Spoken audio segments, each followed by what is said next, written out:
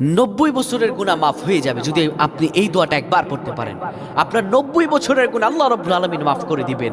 এবং আপনি এই দোয়াটি শেয়ার করে দিবেন, আপনার একটি শেয়ারে লক্ষ লক্ষ মানুষ গুনাহমুক্ত হয়ে যাবে এবং ওই মানুষগুলো গুনাহমুক্ত হওয়ার দ্বারা আপনিও গুনাহমুক্ত হয়ে যাবেন। সুবহানাল্লাহ।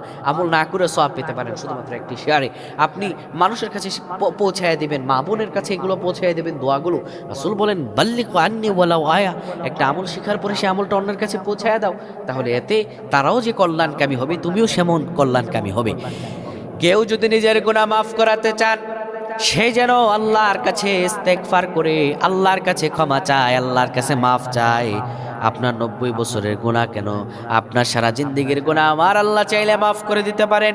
দোয়া পড়বেন, রাব্বি ইন্নী যালামতু নাফসি যুলমান কাসীরা ফাগফিরলি। আল্লাহ, আমি বহু গুনাহ করেছি, নিজের উপর জুলুম করেছি,